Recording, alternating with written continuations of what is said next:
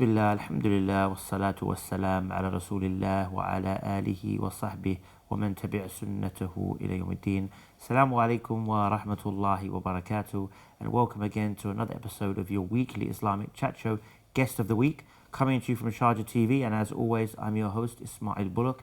And today, inshallah, we want to talk about something that pretty much everybody needs to know, and that is what are our responsibilities in life as Muslims from all different angles, which we will find out today, inshallah. And with me again is Ustadh Mohammad Humble. Assalamu alaikum. Wa alaikum salam wa rahmatullahi wa barakatuh. So Jazakallah khair for coming on again. Wa iyaakum. Now, it sounds like quite a vast but quite an important topic, so we'll do our best to consolidate it within these 45 minutes. But what are our responsibilities as Muslims? And I guessed naturally what that would be religiously wise, to Allah, to the Prophet ﷺ, to society, etc. So we're going to go through some of those points, inshallah. Absolutely. And I think that, subhanAllah, the first thing we need to recognize is that Islam is a religion of rights and responsibilities. It's a religion, and really it's one of the mahasin of Islam, one of the beautiful features of Islam, is that Islam is built upon rights and responsibilities. And that is why the scholars of tafsir, when they come to the ayah, Ya ayyuhalladhina amanu awfu bil-uqud, the first ayah in Surah Al-Ma'idah, O you who believe, fulfill all of your agreements, or all of your responsibilities, or all of the rights that are upon you. The scholars say that these words, awfu bil-uqud, comprises the entire religion of Islam. The whole of Islam is found within these words, awfu bil-uqud. Fulfill your uqud, your agreements, your promises, your responsibilities, because Islam is a religion that's based upon rights and responsibilities. Everyone has rights over you, and you have rights over others. And when we understand those rights and fulfill those rights, that's when we practice Islam properly. So to begin with, we have to begin with the most important of all of our responsibilities and the greatest of the rights that are over us, and that is the right of Allah Azza wa Jal. So what has Allah entrusted us with? What has Allah Azza wa Jal given us responsibility to do? So there are a couple of things that come to mind, but I think the greatest of all is found within the hadith of Mu'adh ibn Jabal, when he was riding behind the Prophet sallallahu alaihi wasallam upon a donkey, and the Prophet sallallahu alaihi wasallam said to him, Ya Mu'adh, atadri ma haqqullahi ala al-ibad wa ma haqqul ibadi ala Allah? He said, O Mu'adh, do you know what the right of Allah is over His servants? And what the right of the servants are over Allah? Mu'adh said, قُلْتُ اللَّهُ وَرَسُولُهُ أَعْلَمُ. Allah and His Messenger know better. The Prophet ﷺ said, حَقُّ اللَّهِ عَلَى الْعِبَادِ أَن يَعْبُدُوهُ وَلَا يُشْرِكُوا بِهِ شَيْئًا. The right of the servants, the right of Allah over the servants is that they worship Him and they don't make any partner with Him. This is our greatest responsibility, and that's why it comes again and again in the Quran. وَاعْبُدُوا اللَّهَ وَلَا تُشْرِكُوا بِهِ شَيْئًا, and وَقَضَى رَبُّكَ أَلَّا تَعْبُدُوا إِلَّا إِيَّهُ. Again and again and again, that your greatest responsibility and the greatest of the rights that are over you and your greatest duty is to worship Allah Azza wa Jal and not to make any partner with Him. In every aspect of worship, in your prayer, in your dua, قُلْ إِنَّ صَلَاتِي وَنُسُكِي وَمَحْيَايَ وَمَمَاتِي لِلَّهِ رَبِّ الْعَالَمِينَ لَا شَرِيكَ لَهُ وَبِذَلِكَ أُمِرْتُ وَأَنَا أَوَّلُ الْمُسْلِمِينَ. Say, my salah and my sacrifice, my living and my dying, all of them are for Allah, the Lord of the worlds. No partner has He. With this I have been commanded, and I'm the first of the Muslims. And not making a partner with Allah Azza wa Jal in any of those things, as we said. This is the right of Allah subhanahu wa ta'ala. And then the hadith continues, وَحَقُّ الْعِبَادِ عَلَى اللَّهِ, and the right of the servants over Allah, أَلَّا يُعَذِّبَ مَنْ لَا يُشْرِكَ بِهِ شَيْئًا, that Allah will never punish the one who doesn't make a partner with Him. SubhanAllah, imagine how the greatest prize, the greatest reward of Jannah comes when you fulfill the greatest duty of a Muslim, to worship Allah and not make any partner with Him. And the greatest punishment, which is eternal Jahannam, it comes when you fail in that greatest duty that you have towards Allah subhanahu wa ta'ala. And when you correct that duty that is between you and Allah Azza wa Jal, Allah subhanahu wa ta'ala corrects all of your other responsibilities. Sufyan ibn Uyayna, rahimahullah ta'ala, he said in a very famous quote that is attributed to him, he said, كان العلماء فيما مضى يكتبون بعضهم إلى بعض هؤلاء الكلمات من أصلح ما بينه وبين الله أصلح الله ما بينه وبين الناس. The scholars of old used to write to each other with certain words of advice. And one of the things they used to write is, whoever corrects what is between him and Allah, Allah is going to correct what's between him and the people. If you can correct what is between you and Allah, all of your other responsibilities, duties, roles, everything is going to be corrected for you. And then when you're looking at the right of Allah and you look at the religion of Islam, then what comes to mind is the ayah, إِنَّا عَرَضْنَا الْأَمَانَةَ عَلَى السَّمَاوَاتِ وَالْأَرْضِ وَالْجِبَالِ فَأَبَيْنَ أَن يَحْمِلْنَهَا وَأَشْفَقْنَ مِنْهَا وَحَمَلَهَا الْإِنسَانُ إِنَّهُ كَانَ ظَلُومًا جَهُولًا. We offered the amana, the responsibility or the trust.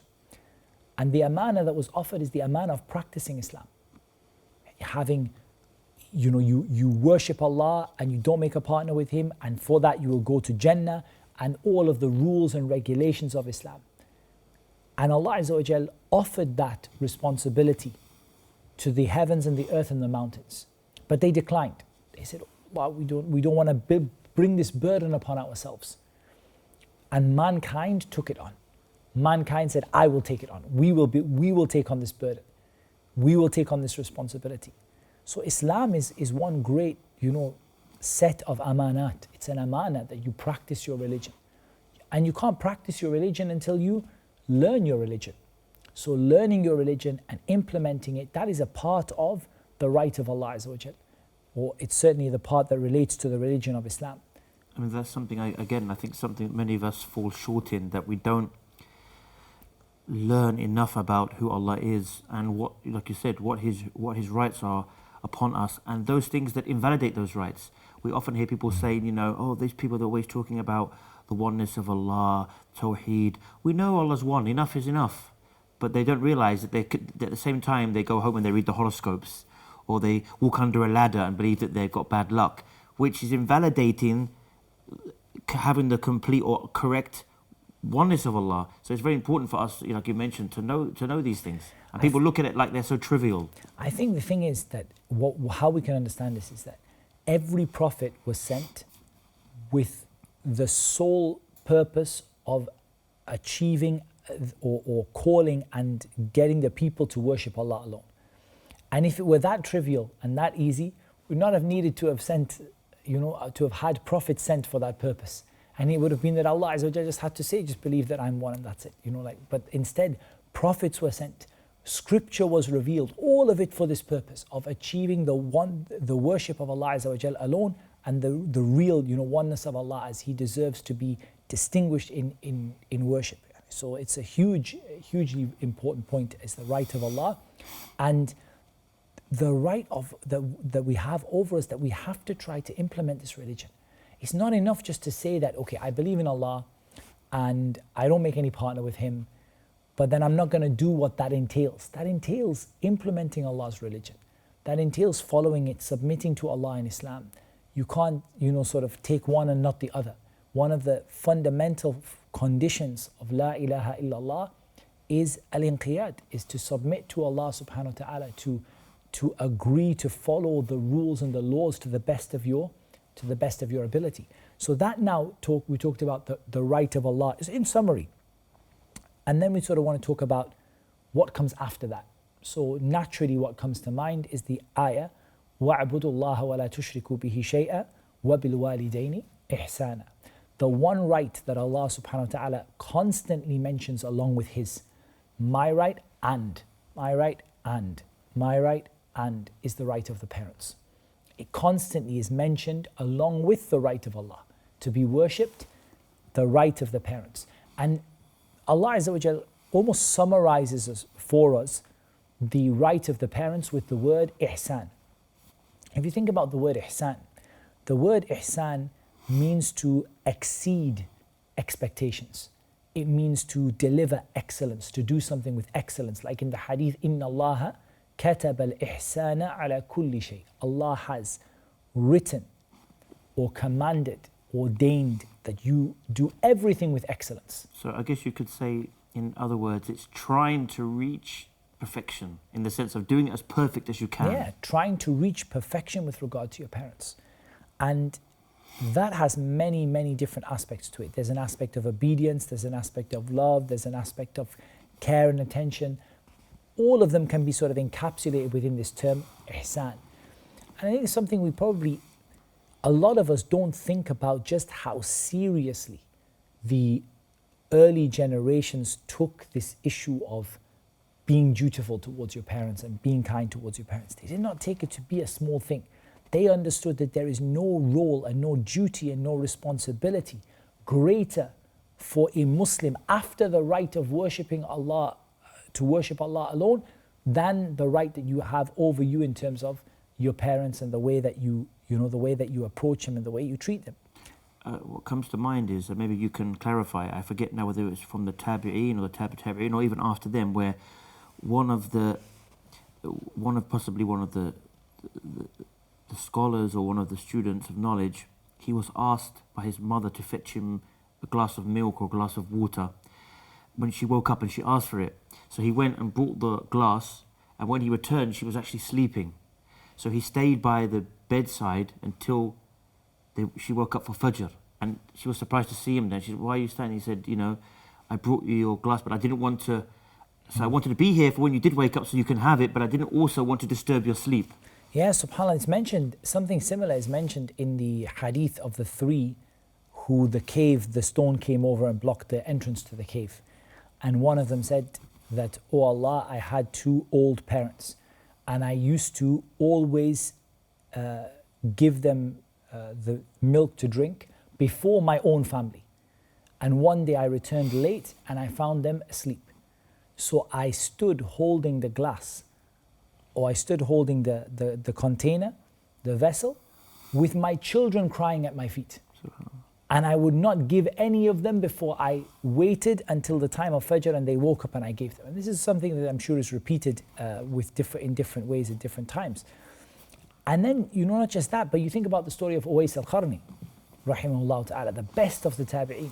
The Prophet ﷺ said that the best of all of the Tabi'een, any better than, Sa'id al-Musayyib and, like all of these great, imams and scholars and, subhanAllah, we think of Muhammad ibn Sirin, and we think of all of these, we think of Urwa ibn Zubayr and all of these great Tabi'een. The Prophet said the best of the Tabi'een is a man whose name is Uwais al-Qarni.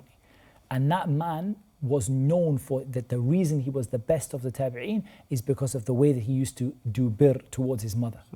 Subhanallah. And that he actually gave up visiting the Prophet ﷺ in order to look after his mother.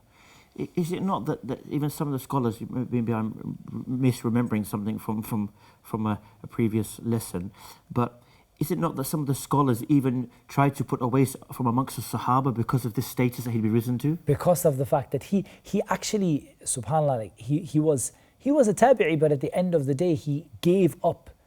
The reason he didn't go to visit the Prophet ﷺ was because of his mother.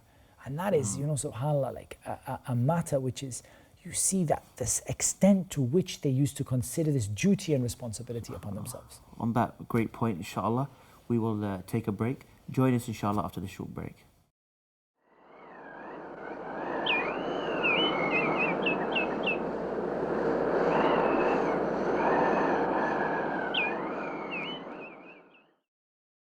Assalamu alaikum and welcome back.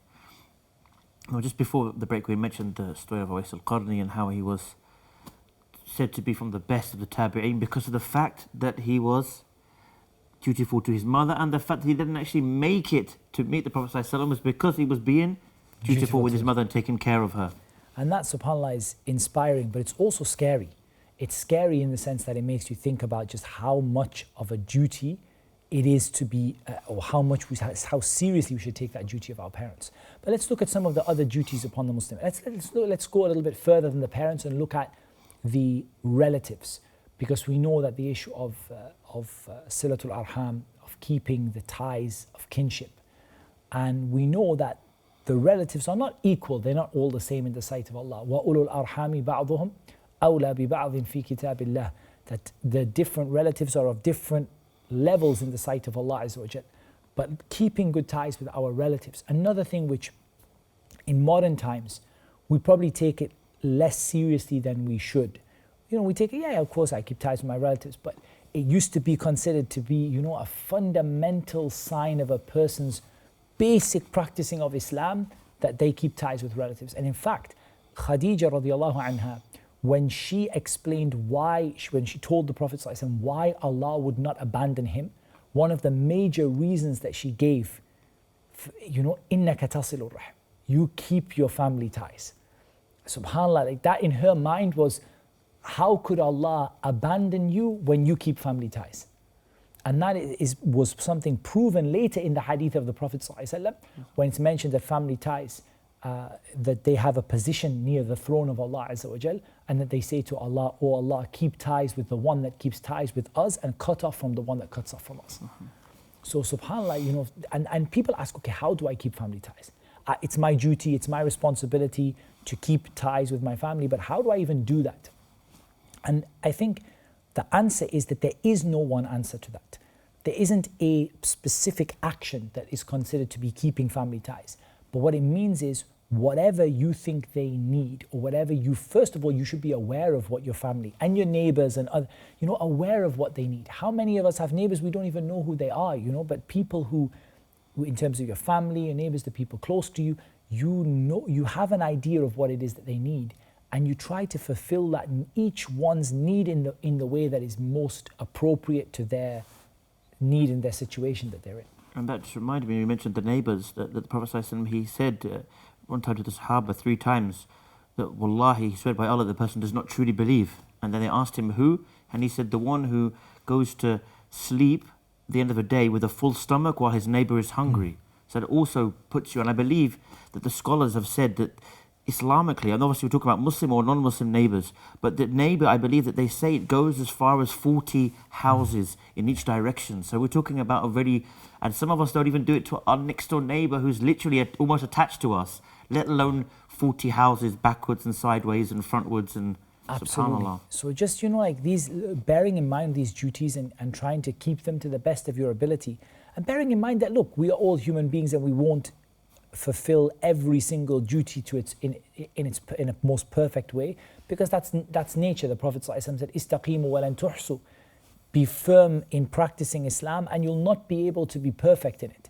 But at least to try, like start, even if you look around, like who, you know, my relatives, who don't I even talk to?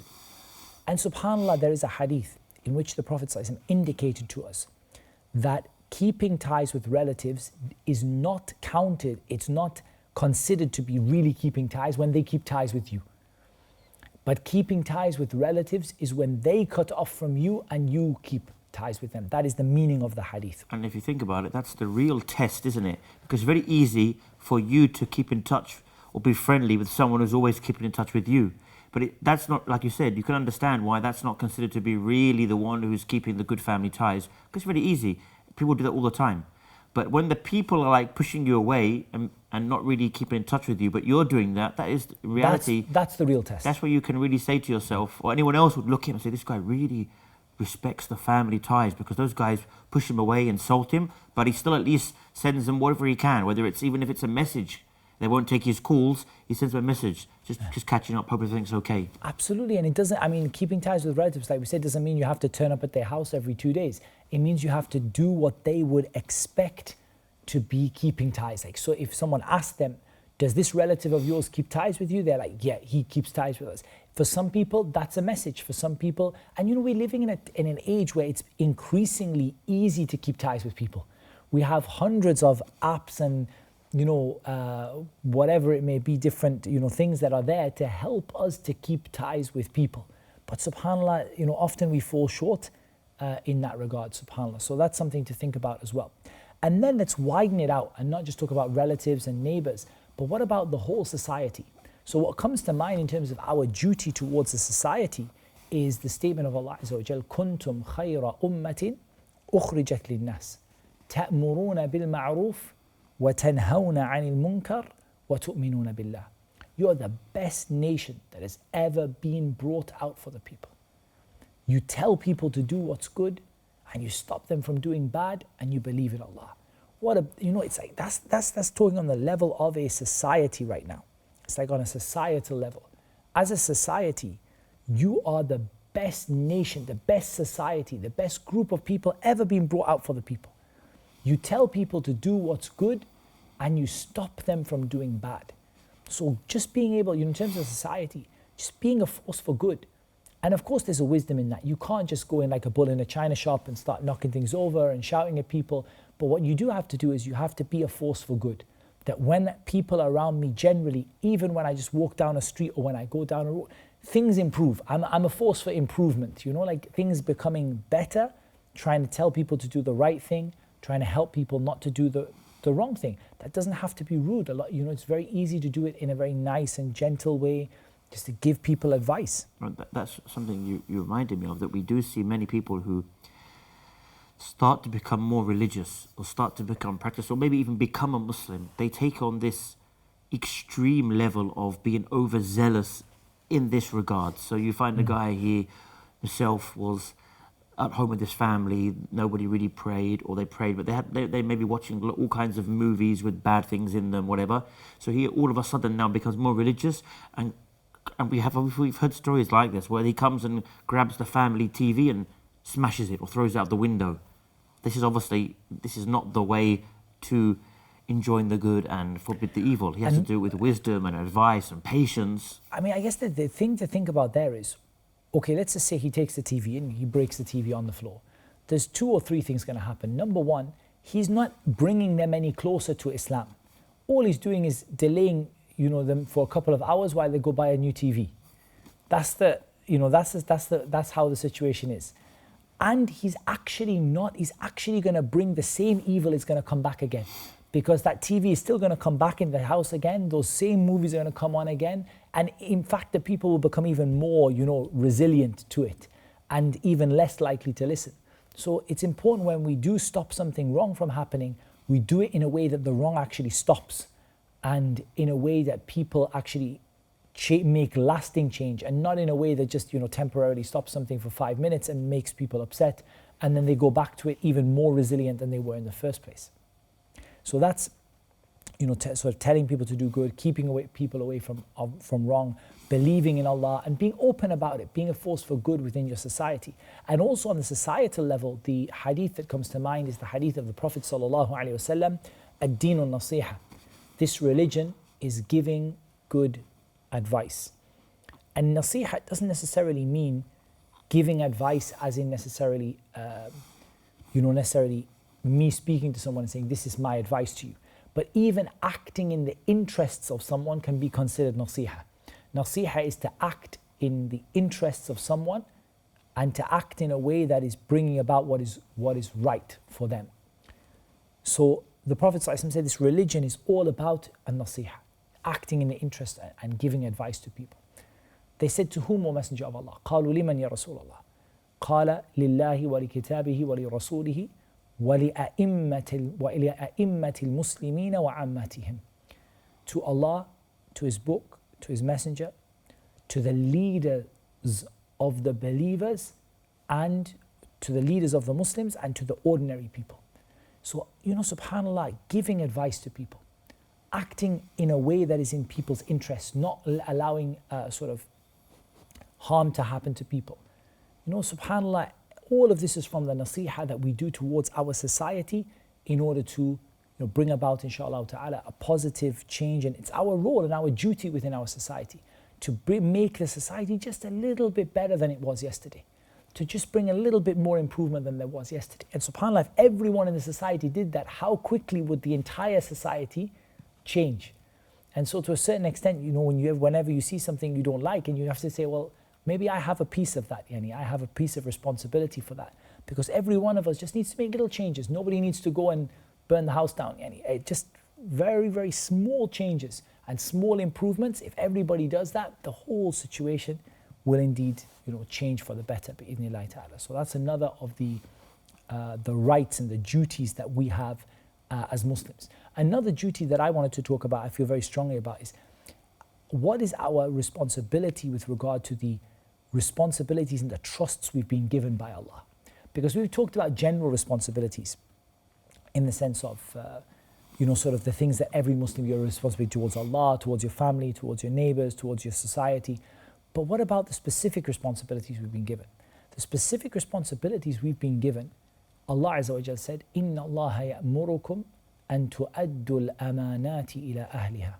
Allah commands you that when it comes to the responsibilities and the things you're entrusted with, that you fulfill those trusts and responsibilities. And we said at the beginning, يَا أَيُّهَا الَّذِينَ آمَنُوا أَوْفُوا بِالْعُقُودِ. Fulfill your agreements, fulfill your trusts. Allah subhanahu wa ta'ala has given us so many amanat, so many responsibilities, and so many blessings. We have to fulfill what is obligatory on us with regard to those blessings. So as an example, when you get a blessing from Allah Azza wa Jal, you show gratitude through, sort of some fundamental things.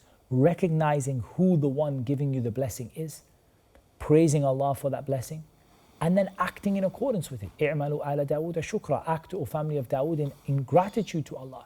So we have to show gratitude to Allah Azza wa Jal for the blessings that He's given us, and we have to use them in the right way. Because so many of us, we get a blessing, but then we use it the wrong way. How many people have health, but they use their health to disobey Allah? How many people are wealthy, but they buy haram with their money, or they don't give it in sadaqah and so on? You have to use all the blessings you've been given to please Allah Azza wa Jal. وَابْتَغِ فِي مَا أَتَاكَ اللَّهُ الدَّارَ الْآخِرَةِ. Use with what Allah has given you, the dar al-akhirah. Use what Allah has given you to get the dar al-akhirah, to get the home of the hereafter. That's also a really important role and responsibility that we have to fulfill in terms of ourselves as Muslims, that when we are given a blessing from Allah Azza wa Jal, we act upon that blessing, we show gratitude, and we use it in the right way. Because that's one of your amanat that you've been given by Allah Azza wa Jal. And Allah says it, of course, the meaning of which, that if you are thankful, He will increase you. Yeah, he will give you increase. And if Allah is, and that's what we're asking Allah Azza wa Jal for. But we have to keep our duty to Allah Azza wa Jal. And so some of the scholars, when they come to the ayat of taqwa, some of them translate taqwa like that. Keep your duty to Allah. Ittaqullah, keep your duty to Allah. A lot of ways to translate it, to protect yourself from Allah's punishment, fear Allah. But sometimes say, keep your duty to Allah. These are duties and responsibilities that are weighty upon you. And we haven't by any means, finished touching upon them. There are many, many of these different aspects. But we honestly have to look at each one of these duties and ask ourselves, where do I stand with it? On that note, we'll go for our final break. Join us for the last part of the show after this break.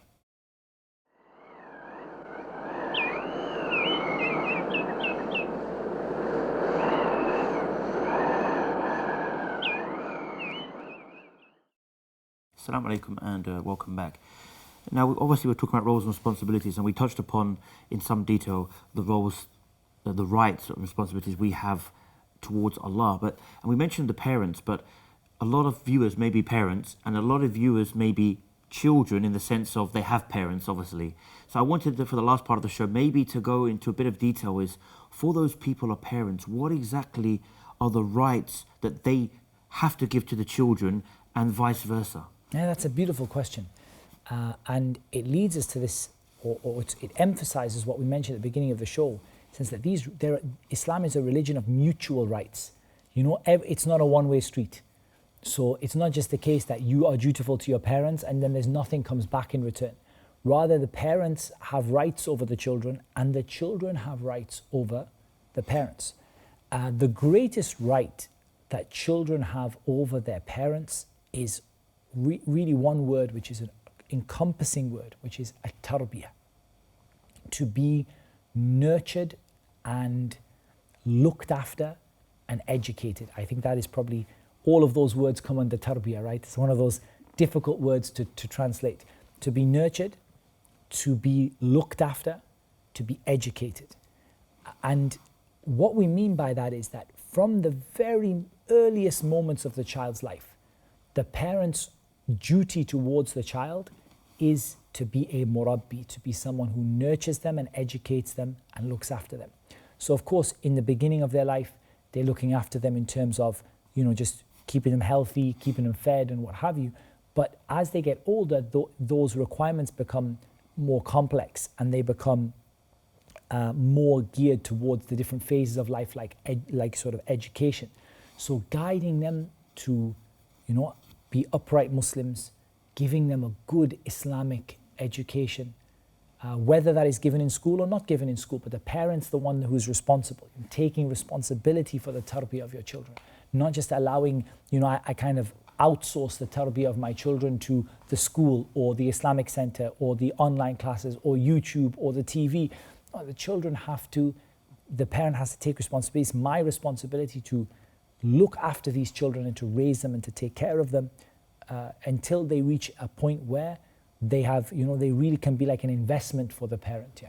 That reminded me, because we see a lot of parents who may not be really practicing themselves. So at home, there's no real, like you said, no real tarbah, no real cultivating from an Islamic environment. But then they send them to the mosque to memorize Quran, or they send them to, when they're 10 years old, they start sending them to weekly classes. And then they kind of wonder and actually complain that their children don't seem at all to be practicing or...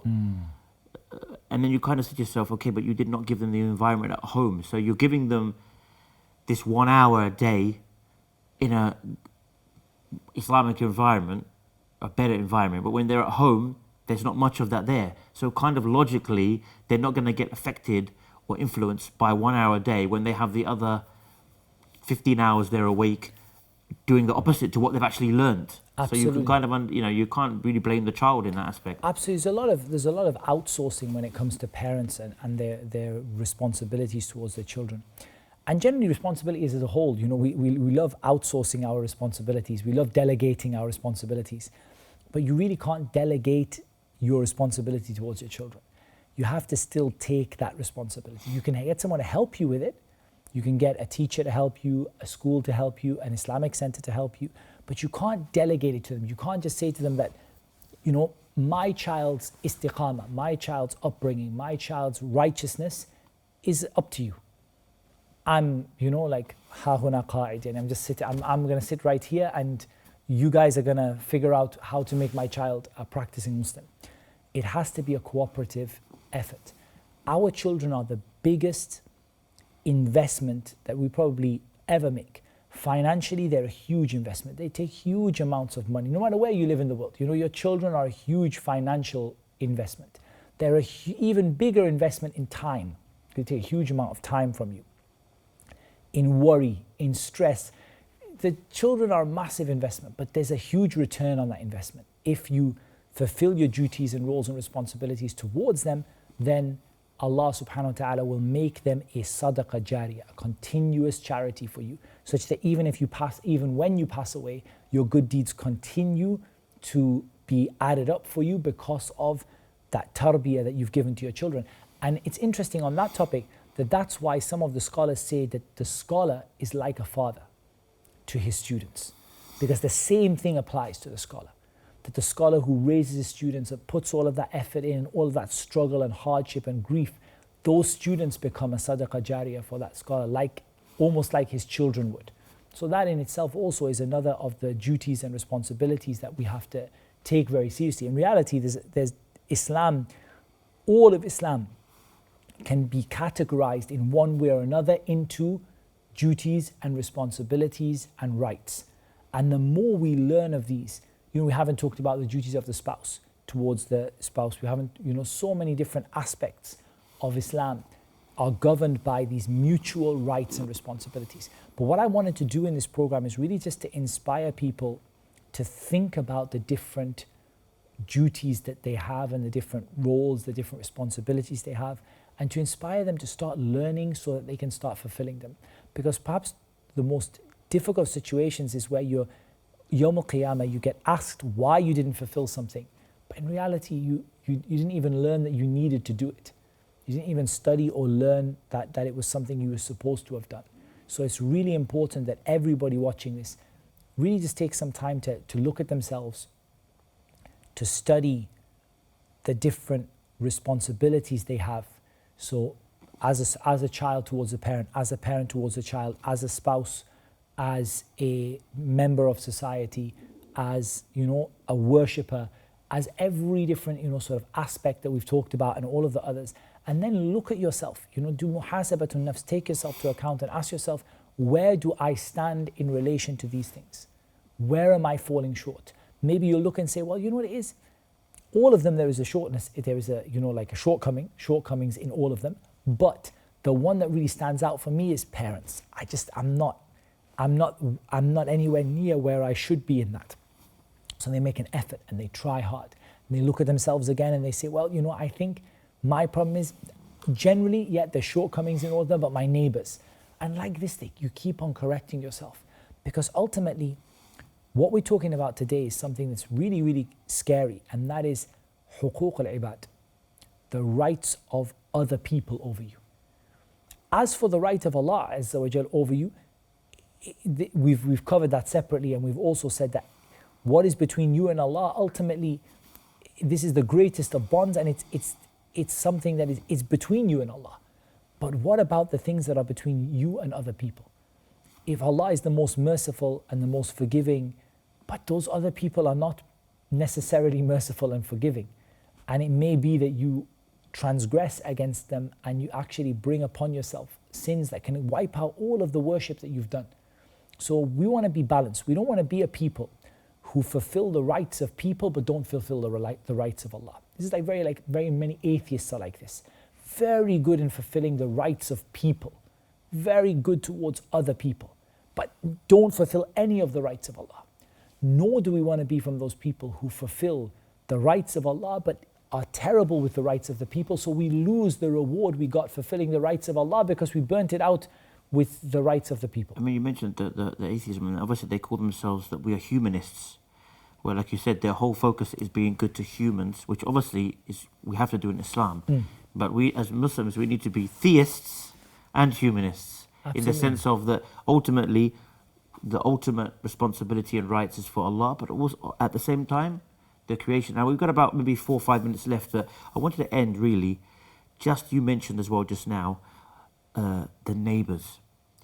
And I just wanted to touch upon that in the last few minutes because I remembered that the Prophet ﷺ, he said, peace be upon him, that the angel Gabriel or Jibreel used to come to him so much and encouraging him and advising him on being good to the neighbours that he said, I thought that Jibreel would then give me a revelation that the neighbours have been added into the inheritance. They now inherit. So this is giving you the sense of that, like, they almost have the rights of the family. We spoke about earlier the importance of not cutting off relations. So maybe we just thought we could touch upon. And obviously I mentioned earlier the hadith about he's not a true believer, the one who goes to sleep where his neighbour is hungry. But what also comes to mind is a very similar hadith where he says, Wallahi, he's not a true believer. The one who's a neighbour is not free from his harm. Absolutely. And that's something we see very common these days, where the person harms his neighbour, whether it's verbally, by arguing over something trivial, whether it's the noise pollution from the house, kids could be screaming all night long, or the TV's up really loud, or unfortunately music may be up really loud. So I just thought in these last probably about 3 or 4 minutes now, we could just emphasise on the importance of the neighbour as well, because we deal with them every day, don't we?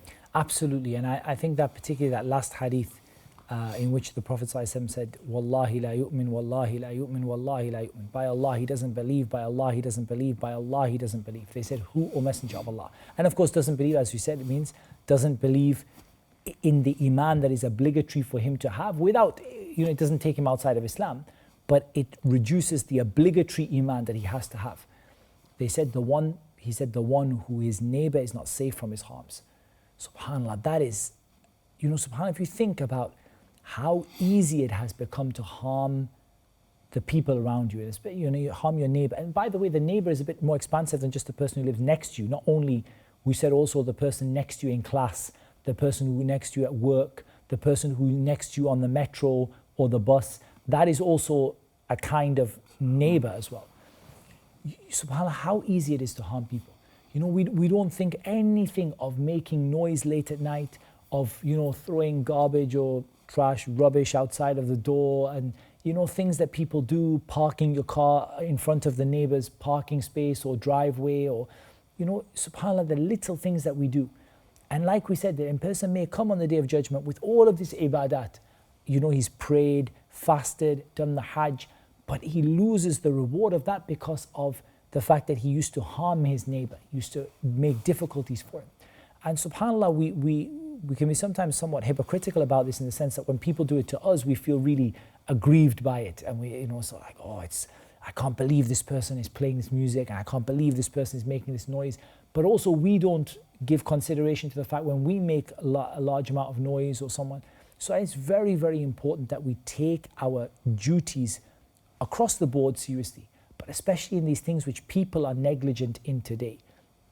The neighbor, and looking after them and not harming them, not causing them difficulties, and across the board, all of these duties. But a lot of what we might have mentioned in this lecture today, maybe many of the viewers would not have focused on it in the past, or in certain people in certain aspects. So I guess what we're saying is go back to these rules comprehensively and look at the areas where you might be falling short and then correct them, because there will come a time when the only way you'll be able to correct them is by giving away your good deeds or by taking on someone else's bad deeds, and nobody wants to have to do that. No, well, Jazakallah khair for coming on.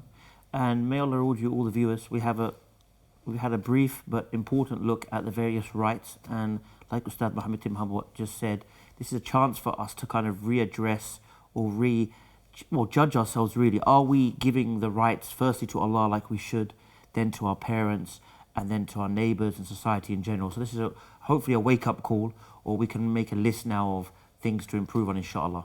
So as always, I leave you, inshallah, with the greetings of Islam, the greetings of peace, and until next time, Assalamu alaikum wa rahmatullahi wa barakatuh.